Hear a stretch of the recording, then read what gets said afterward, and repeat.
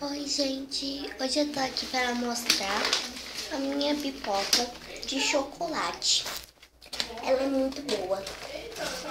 Ela não tem de chocolate assim derretido, mas é bom. Ó, ela vem assim.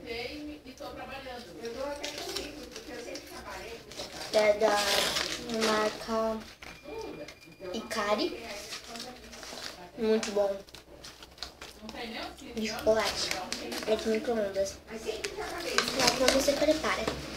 É assim, antes de colocar no micro-ondas, você tem que espalhar o chocolate. É assim, você pega esse saquinho aqui que vai estar murchinho, porque as pipocas não vão estar estouradas. Vai estar murchinho, assim, com milho, chocolate dentro em pó.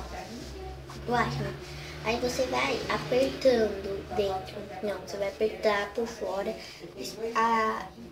para espalhar o chocolate. Aí você vai botar no micro-ondas. Eu botei 3 minutos.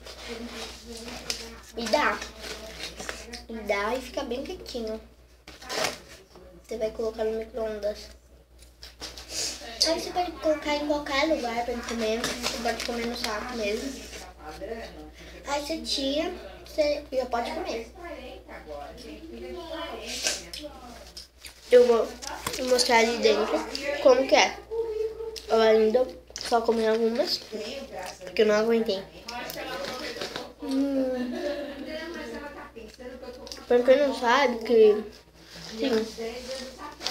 pra quem não sabe, o plástico que vem, sabe, de fora, ele é marrom e vem que é de chocolate. Aí eu comprei pra experimentar e adorei. Aí eu ia comprar fine, mas minha mãe falou um outro, aí eu escolhi a pipoca. É muito bom, gente. Vou mostrar aqui dentro. Calma aí. Estão vendo? Olha. Muito bom. Tchau.